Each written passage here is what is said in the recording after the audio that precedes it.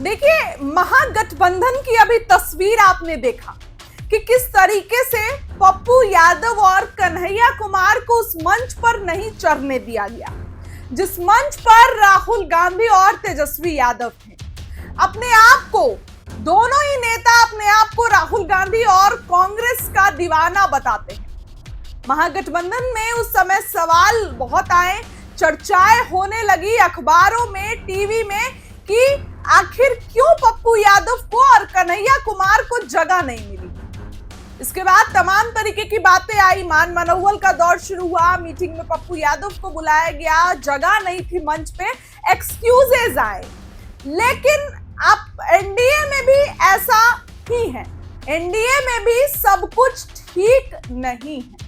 NDA में भी बिल्कुल इसी तरह की स्थिति बनी जब कल प्रधानमंत्री नरेंद्र मोदी बिहार पहुंचे थे। जी हां, सबसे पहले आप वीडियो का टाइटल देख के समझे होंगे, विजय सिन्हा की बेइज्जती। अब आप सोचेंगे कि बेइज्जती कैसे हुई। देखिए, हम जो आपको रोड शो की तस्वीर दिखा रहे हैं, यानी कि प्रधानमंत्री ने अपने भाषण से पहले जो रोड शो किया, इस रोड शो में प्रधानमंत्री नरेंद्र मोदी के साथ 3 लोग खड़े हैं, सम्राट चौधरी, नीतीश कुमार और विजय सिन्हा, और खुद प्रधानमंत्री, यानी कि 4 लोग। लेकिन अगर प्रधानमंत्री को वहां पे से हटाए तो ऐसे 3 लोग खड़े हैं। लेकिन जब ये तस्वीर हम आपको दिखा रहे हैं तो इसमें सिर्फ फोकस किस पे किया जा रहा है?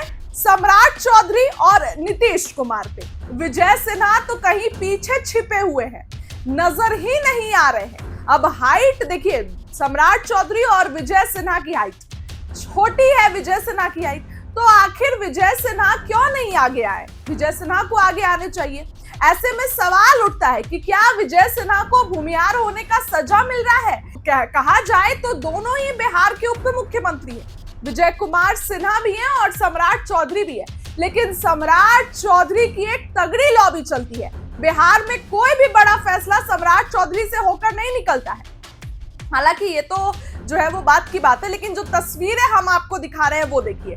ये तस्वीर में आप साफ साफ देख सकते हैं कि विजय सिन्हा को पीछे खड़ा किया गया है। विजय सिन्हा चाह तो रहे हैं कि वो भी फोकस में आए, विजय सिन्हा भी जो है वो सामने आए, लेकिन ऐसा नहीं हो पा रहा है। सम्राट चौधरी आगे हैं और नीतीश कुमार इस तरफ हैं।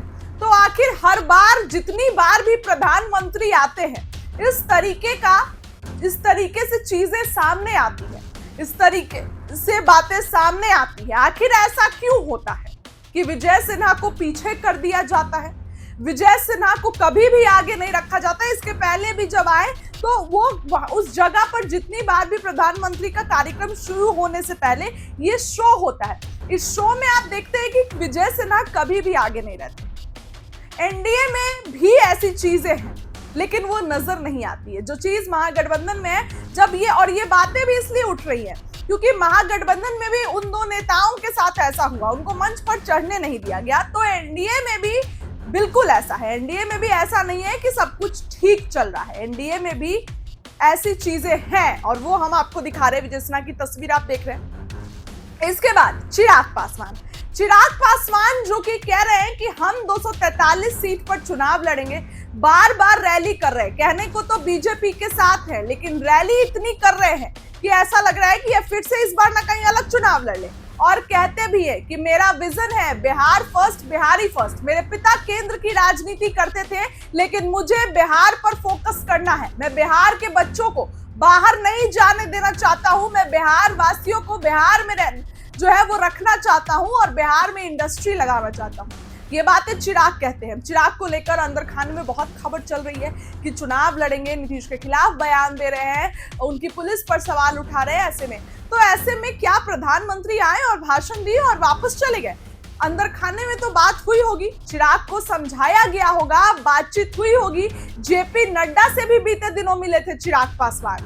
प्रधानमंत्री के आने से ठीक पहले जेपी नड्डा से चिराग पासवान मुलाकात की है। तो ये राजनीति में कुछ भी असंभव नहीं है। और ऐसे में प्रधानमंत्री आए और चिराग पासवान से बिना बात किए और इन सभी मुद्दों पर बिना बात किए तो जाएंगे नहीं, बातचीत हुई होगी चिराग पासवान के चुनाव लड़ने को लेकर। क्या कुछ रुख अपना रहे हैं चिराग पासवान? कभी 60 सीट, कभी 40 सीट, कभी कहते हैं कि हमारी पार्टी लोक जनशक्ति रामविलास जो उनकी पार्टी है वो अकेले मतलब 243 सीट पर चुनाव लड़ेगी, लेकिन सीटें जनता तय करेगी। मैं इस सीट पर भी चुनाव, चिराग पासवान हमेशा बोलते हैं कि मैं इस सीट पर चुनाव लड़ूंगा। किस सीट पर ये आप डिसाइड करिएगा, जनता डिसाइड करेगी। तो ऐसे में सवालों का बाजार अब गर्म है। दिखाने के लिए तो ऐसा दिखाया गया, मंच पर भी चिराग पासवान का भाषण नहीं हुआ और ना ही विजय सिन्हा का भाषण हुआ। मंच पर सम्राट चौधरी ने अब भाषण दिया, नीतीश कुमार ने भाषण दिया और फिर प्रधानमंत्री ने भाषण दिया और कार्यक्रम खत्म। क्या आपको लगता है कि इस बारे में प्रधानमंत्री ने चिराग पासवान से बात नहीं की होगी? की होगी, क्योंकि बिहार में चुनाव है और ऐसे में ये तो दिखाया जा रहा है कि एनडीए बिल्कुल एकजुट है, एनडीए बिल्कुल एक साथ है। लेकिन जो बातें अंदर खाने में चल रही है, जो बातें सामने निकल कर आ रही है, वो कुछ और ही है। विजय सिन्हा को बोलने नहीं दिया जाता है। आखिर बिहार में 2 उप मुख्यमंत्री है, तो फिर क्यों विजय सिन्हा को बोलने नहीं दिया जाता है? चिराग पासवान केंद्र में मंत्री हैं, खुद को मोदी का हनुमान बताते हैं, तो क्या 2 लाइन बोलने के लिए चिराग पासवान जब बोलते तो इतना समय नहीं था?